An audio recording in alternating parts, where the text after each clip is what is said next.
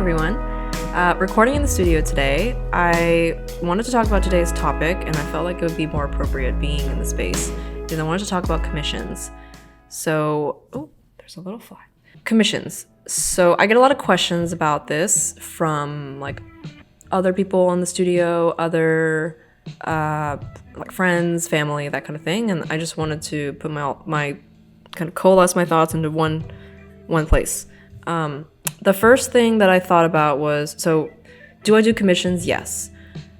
How do I get commissions? Most of the time, like maybe 90% of the time, it's word of mouth. So word of mouth from like other friends, from connections of friends, family, that kind of stuff. So 90% from word of mouth, maybe 5% from me networking with someone new. I guess you could also call that word of mouth. And then another 5% from like local stores, maybe. That's a very, very small part of what I do right now. Repeat customers are very welcome, very lovely. I really appreciate it. I don't currently take commissions from social media, though I can. If you want to, you can reach out to me through my website. It's something that I'm working on, so we'll see. The two things that I get the most questions about is like planning/testing and what do I do in case things break. So the first thing, shape testing is really important. So it depends on the commission, but say someone commissioned a set of plates for me. I don't know what kind of plates they like. I don't know what kind of plates they prefer. I know what I know how to make, but I don't know what they prefer. So they send me inspiration. If it's a new shape that I've never really made before, which is a little more rare, I typically make a test for them, which obviously extends the lead time a little bit. Sometimes it's a test in just like bone dry clay, and it doesn't have to be fired, so that they can just see what the shape is going to be. The issue with that is they don't really get a great sense of scale because, as you might know, like clay shrinks as it dries and as it gets fired. So that definitely changes things. But in general, it's just for them to see like the form, right? Like, is it a plate with like straight edges? Is it a plate with like really curved edges? Does it have like a cool foot? That kind of thing. Another thing I do during the planning and testing phase is determine if there's color involved. So if it's a glaze color that I've never used before, I'll do a glaze tile test or show them a test from the studio. If it's an underglaze color that I've never used before, or if it's a pattern I'm not familiar with, then I'll do like a test tile, or I'll show them a test tile that I've made. That's really important. I do think it's really important to get approval for these shapes and tests, so that way the client is aware of the process and then they're very aware of what they're getting, or like close to what they're getting. Plus it gets them excited about what they want to do. There are instances where clients just kind of tell me, do whatever you want, like make it however you would make it, like I don't need to be super involved, and that's fine as well. I have no problem with that. It's a little less work for me. So, all right.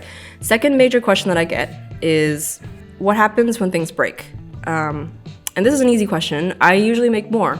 I make like an extra piece every time I do a commission.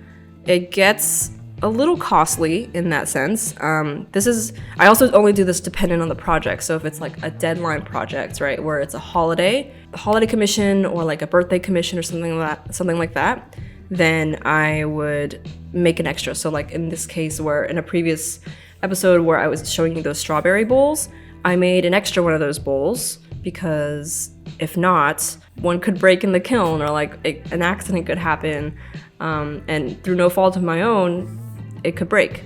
Hopefully only one would go wrong and I could replace it, but you never know.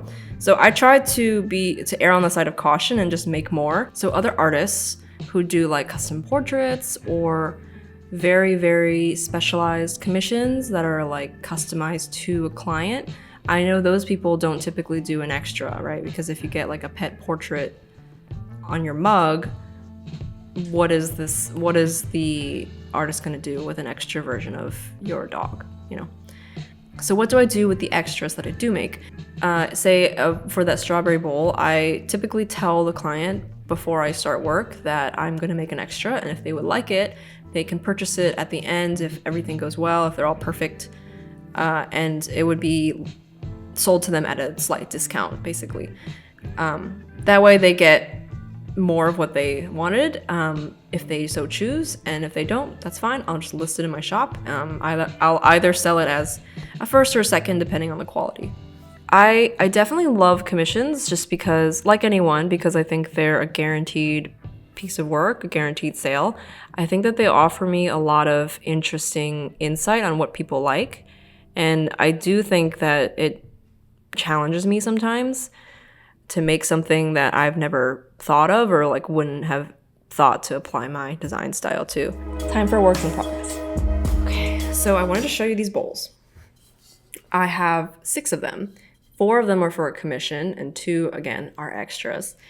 I think they're honestly just so beautiful. I can't believe that they turned out so well. Well, they're not done yet, but I think they're gonna turn out really well. The color is like a underglaze wash, kind of like a watercolor vibe. They're just like swooshing, swirling. Maybe I'll insert a picture here of what it looked like before. And then I go through and I carve. I make this this like undulating line, and then the top of it is a thin carving and the bottom is like a thick carving. So it just creates a really nice weight to the piece, I think. And it's a cereal bowl. It looks pretty circular, I'm not gonna lie, not a lot of warping here. Really happy about that. And I chose to make 2 extras here because I think if the client doesn't end up wanting them, selling bowls as a pair is really nice rather than one at a time. And these bowls don't take quite as much work or don't take as long as things like the strawberry bowl. Next in my show and tell, I had made this set of these trinket bowls, this shape. I've made them before, and I liked the shape of them. I do like the shape of them. It's not quite what I do now, but I thought I would investigate the shape again. And on the inside, I really wanted to make like a grid, a warped grid that like kind of warps in and out of the bottom and the side.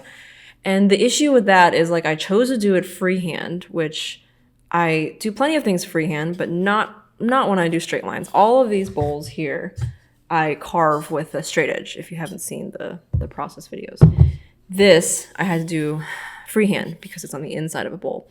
And then, so I carved it and I was like, it's almost like a swimming pool.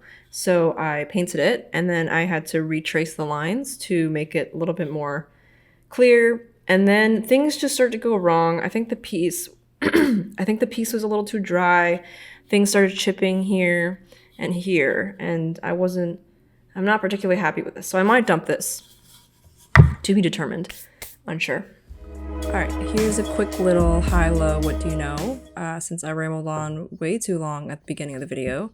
A high this week, I literally just got a haircut right after filming the first 2 parts of this video, and honestly, thank God, because my bangs were a mess in this video, looking back at it now. So a low is I did have to work a couple of really long days in the studio. Definitely not my favorite, but unfortunately I had to prep and I had to glaze by a certain time so that we could get commissions out. So that is what it is. So another little what do you know fact, I was thinking about this earlier this week. I had tutored in high school, but I'm thinking about it now and I feel like I was very bad.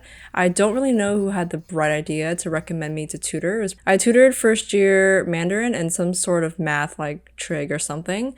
And like a stupid person, I'm pretty sure I just agreed to do it because of my college resume. I'm so sorry to whoever I tutored. I really hope I helped you, but just know that I don't remember anything from those classes.